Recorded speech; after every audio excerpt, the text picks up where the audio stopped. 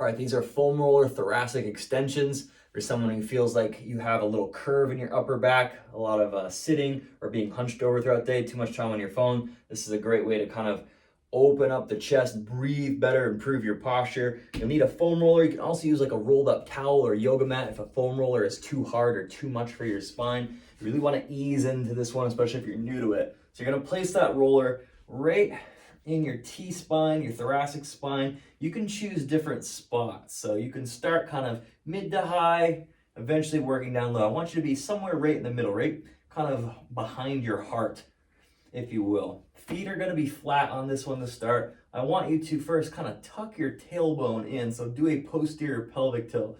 So right now I can really fit my hands underneath my low back. I'm going to tuck. Think of lifting my belt buckle up. So that way I'm flattening some of that space down. What that's going to do is prevent us from arching at our lumbar. Our lumbar is already in somewhat of an extended position. So we're going to kind of relax those muscles so we can really isolate the upper back and give that the true extension here. So feet are contacted to the ground.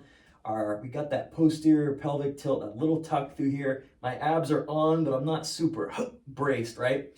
And then what I'm going to do is you can use your hands behind your neck and just slowly think of kind of melting over the foam roll. You might get a little pop or a crack.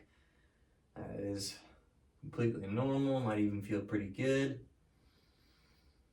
But again, I'm really big on the diaphragm and the breath. So as you're doing these, take some deep breaths. Maybe once you get to the position where you feel like you can't go much further, take a big breath.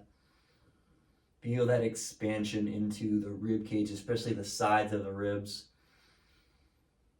And then exhale, maybe go a little further. Now you could try moving the roller down a little bit towards the bottom of your thoracic spine and do the same thing. This one is gonna, because you're closer to the lumbar now, you're gonna wanna recruit those lumbar vertebrae as extensors. But again, make sure you have that tuck. Your ribs are down, your belt buckle is up, your feet are in contact. This one is definitely more of a tender spot on me. Again, using your hands to kind of guide your neck over.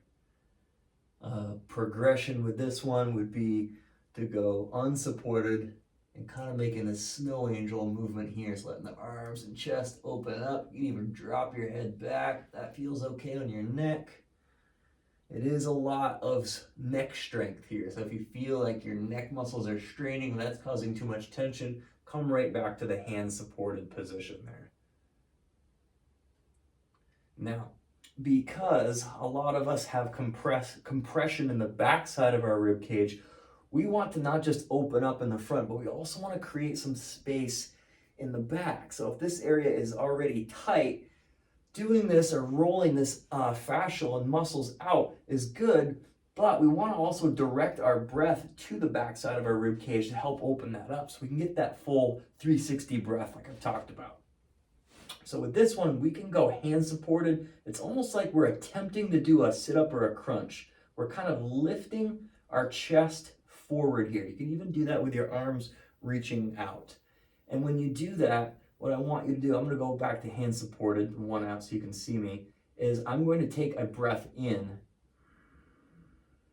through my nose. I'm really trying to imagine I'm directing that air to the back of my lungs, the back of my rib cage. And the reason why we kind of do this partial kind of sit-up is to close off this space right in front of our diaphragm, our upper abs, our rectus abdominis. If this area, if these muscles are somewhat active, then there's going to be more pliability in the muscles in the back to kind of create that expansion. So I hope that makes sense. It does take a little bit of awareness to help direct that breath back there. But breathe really slow and try to feel that expansion in the back of the rib cage. Do a minute or two of that, and then you can come back, get a good roll up and down, and even retest your extension. And you might even feel like you can go back a little bit further.